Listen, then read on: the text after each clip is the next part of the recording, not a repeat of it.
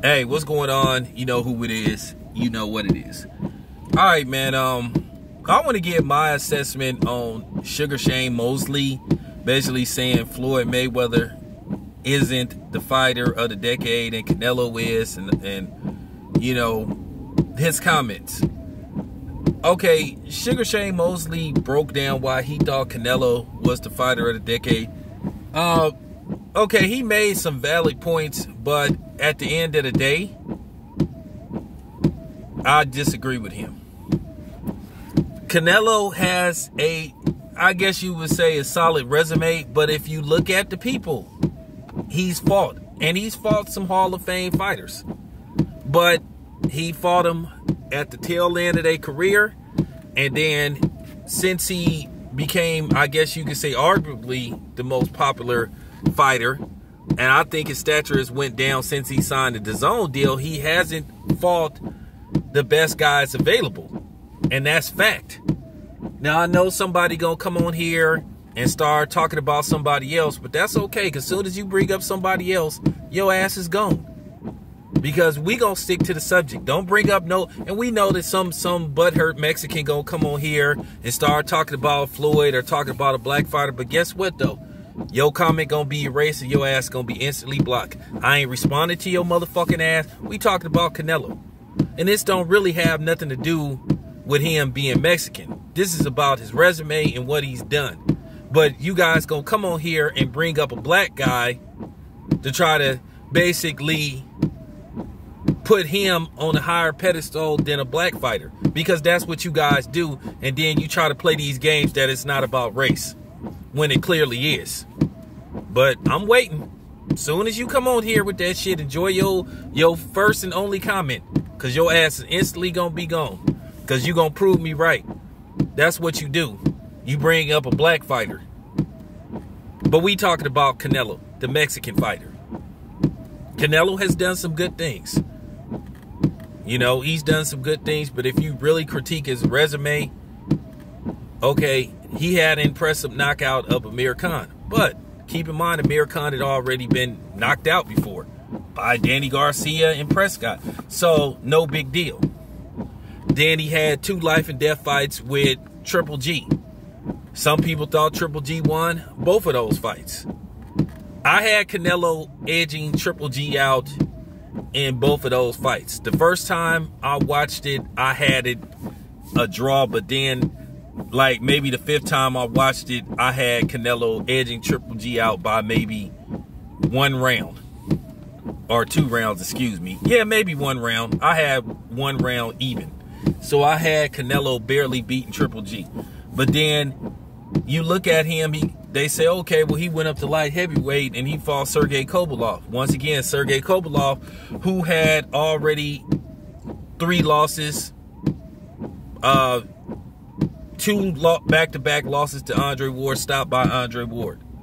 Then stopped by the other Alvarez. So he had already been knocked out like 2 previous times. So then you look at Liam Smith. Not really what you would call an eye-opening fight. Okay. Sergey Kovalov is the name, because at one time Sergey Kovalov was arguably the best fighter on the planet. And then he fought Shane Mosley. Shane Mosley passed his prime, already had he already had got the hell beaten out of him by Floyd, and etc., etc. Shane already had been in some wars. But it's a good name to have on your resume. Now, when Canelo was fighting at the lower weight classes, he had a life and death fight with Lara that most people thought that he won. Most people thought Lara won that fight. Then he had another life and death fight with Austin Trout. Another fight that you can make an argument that Austin Trout won that fight. So it looks good on his resume, but if you actually watch those fights, okay. Now, let's get to the biggest fight of his life at the time, in the last decade. A showdown with the pound for pound best fighter on the planet, Floyd Mayweather. He was beaten thoroughly in that fight. He got the shit beat out of him in that fight. Didn't win one round in most people's, on most people's scorecard. But then you had people trying to diminish what Floyd did. Say that he was weight drained, even though he came in at the same exact weight for Trout. Instead of people giving Floyd his credit, they tried to diminish what he did. And he got the hell beat out of him. But I'm going to talk about that in the next video too. Got beat from pillar to post. And somehow, some way, one judge had the audacity to have that fight a draw.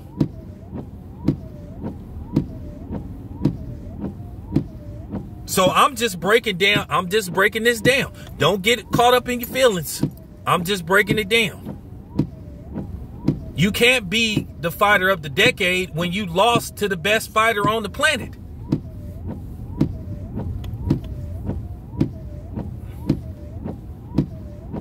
And you can put all the stipulations, the weight drain and all that type of shit. You don't complain about it when Manny Pacquiao was doing it.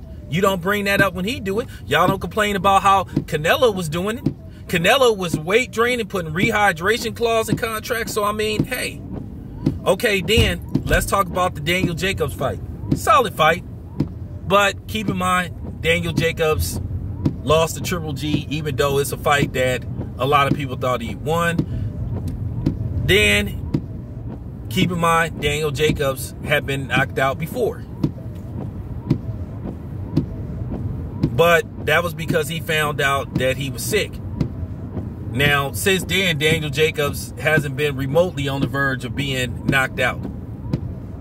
So I'm just keeping it 100. So I'm going through the resume. I'm going through his wins. But you can pick apart all his most important wins. You could do the yeah, but with all his most important wins.